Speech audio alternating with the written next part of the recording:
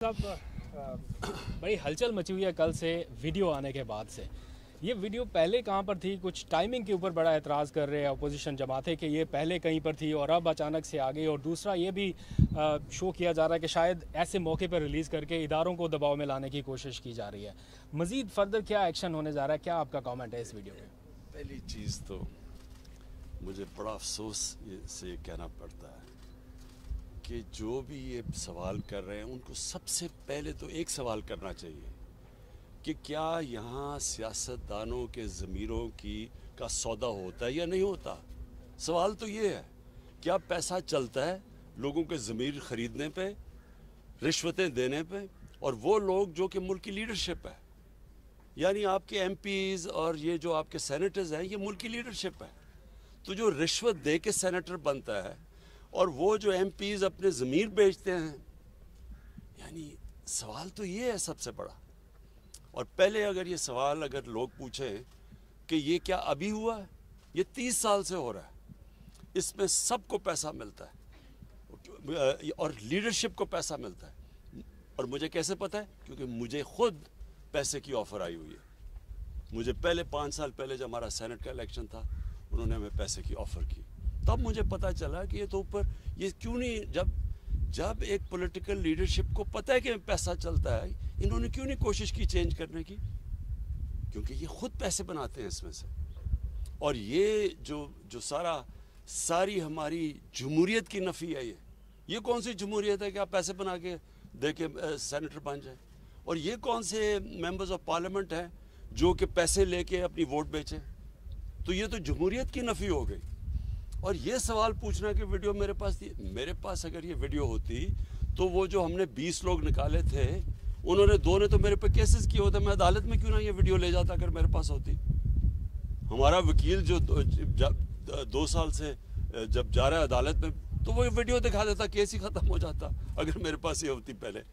सवाल ये नहीं है, फिर से मैं कहता हूँ, इन लोगों ने ये चोर जो अपने आप को सियासतदान कहते हैं, ये जो पीडीएम के अंदर ये जो सारी अपनी चोरी बचाने के लिए यूनियन बनी हुई है, इन सारों से सवाल ये पूछना चाहिए कि जब आपको पता था 30 साल से, तो मैं तो बाद में आया हूँ, 30 साल से आपकी पार्टी पावर में है, क्यों नहीं आपने इसको रोकने की कोशिश की?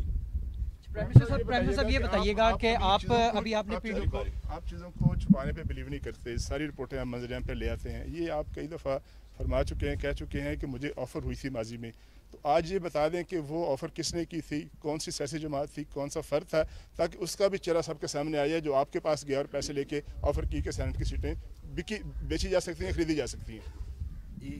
मुझे एक आदमी ने ऑफ़र नहीं की, कई लोगों ने ऑफ़र्स भिजवाई कि अगर आप हमें इस सेनेट की सीट दे दें तो कई हम इतना पैसा देने के लिए तैयार हैं, आप शौकत खान हमें दे दें। इस तरह की ऑफ़र्स होती है। अच्छा, एक मिनट सुनना, देखें, एक ने नहीं दी, कईयों ने दी है।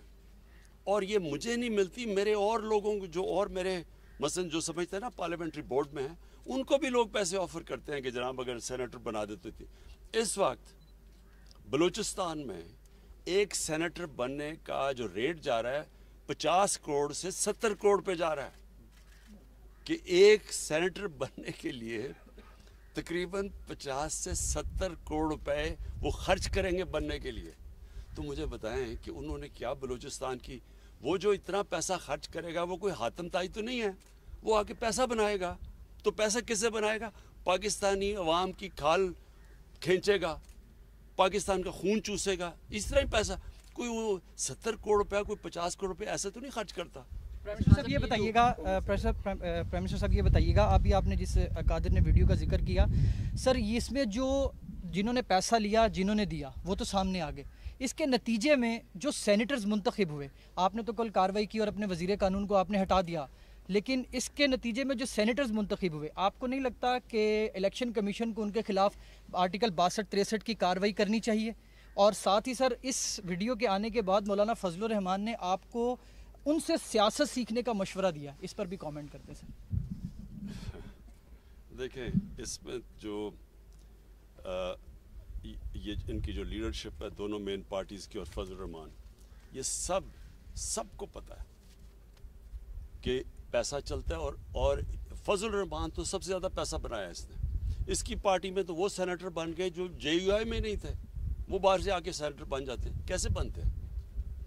सवाल तो इनके ऊपर करना चाहिए। और देखें इस वक्त सबसे इम्पोर्टेंट चीज़ क्या है, सेनेट इलेक्शन आ रहा है। अब क्या हमें जब पता है कि ये पैसे की पूरी एक सियासतदानों की मंडी लगी हुई है, रेट्स फिक्स हो रहे हैं, तो क्या हमने इसी सिस्टम के तहत इलेक्शन करवाना है? जब ये दोनों पार्टीज ने चार्टर ऑफ डेमोक्रेसी में वाजे कहा था, इनके चार्टर में लिखा हुआ है कि ओपन बैलेट होनी चाहिए। पिछली बारी ये नून लीग ने बार कहा कि जब ओपन बैलेट होना चाहिए, मैंने तायद की नून लीग के हाँ जी ओपन बैलेट होना चाहिए। आज ये क्यों पीछे हट गए हैं? मैं तो ये सवाल पूछ रहा हूँ। जब पता है अब असल इशू ये है सेनेट इलेक्शन, बाद में तो तफ्तीश करते रहें। इशू ये है कि क्या सेनेट इलेक्शन हमने इसी करप्ट सिस्टम के जरिए लड़ना है या ट्रांसपेरेंसी लेके आनी, ये सारा इशू है बस। अच्छा प्राइम मिनिस्टर साहब, पाकिस्तान एक ज़रूरी मुल्क है और हमने देखा है कि कल भी कैबिनेट ने गंदम और चीनी इंपोर्ट करने की बात की है और उसकी इजाज़त भी दी है। ज़रूरी मुल्क होने के बावजूद हम चीज़ें इंपोर्ट कर रहे हैं खाने पीने की। साथ साथ हमने देखा कि कंस्ट्रक्शन के ऊपर आपने पूरा जोर लगाया, उसके नताइज तो सामने आए, लेकिन अब ज़राअत के ऊपर भी आप मीटिंग्स कर रहे हैं। सर हम जहाँ भी जाते हैं लोग हमसे कहते हैं, आप वज़ीर आज़म से बात करते हैं तो उनसे पूछे इतनी महंगाई क्यों हुई? सर ये इस हवाले से ज़रा आवाम के जो खदशात हैं उस पर ज़रा जवाब। ये बिल्कुल ठीक बात है आपकी। महंगाई की सबसे बड़ी वजह क्या है? जब रुपया गिरता है, जब डॉलर के मुनिस्बत रुपया गिरता है, तो वो महंगाई बढ़नी होती है। क्यों? सारी चीज़ें जो बाहर से आप आती हैं वो महंगी हो जाती हैं। जब पीपल्स पार्टी आई 2008 में, तो तब रुपया गिरा, तब 25% रुपया गिरा, 25% तक महंगाई चली गई। आप उठा के देख लें 2008-9 में आज से बहुत ज़्यादा महंगाई हुई क्योंकि रुपया गिरा था 25%। हमारी बारी 24.5% रुपया गिरा जब हम आए। और वो रुपया क्यों गिरता है? क्योंकि जब आपकी इंपोर्ट्स ऊपर चली जाती हैं, एक्सपोर्ट्स नीचे चली जाती हैं, डॉलर ज़्यादा मुल्क से बाहर जा रहे होते हैं बजाय अंदर आने के, रुपया गिर जाता है। रुपए की डॉलर की शॉर्टेज होती है, वो डॉलर ऊपर रुपया नीचे। जब रुपया नीचे गिरता है, तेल महंगा, तेल महंगे के मतलब सारी ट्रांसपोर्ट महंगी, उसका मतलब बिजली महंगी, आधी बिजली तेल से बनती है, गैस आधी गैस बाहर से इंपोर्ट होती है वो महंगी, उसके बाद दालें महंगी, 70% दालें बाहर से आती है वो महंगी, घी वो बाहर से आता है घी महंगा, और फिर जब बाहर की कीमतें बढ़ती हैं फिर महंगी, पेट्रोल की कीमत बढ़े फिर महंगी। यानी जो महंगाई है, अगर आपका आज अल्लाह करे हमारी एक्सपोर्ट्स बढ़नी शुरू हो जाएं, जो बढ़नी शुरू हो गई हैं, और हम इंपोर्ट्स से ज़्यादा एक्सपोर्ट शुरू कर दें, तो हमारा रुपया मजबूत होगा, महंगाई कम हो जाएगी। सो ये याद रखें कि ये सबसे बड़ी वजह।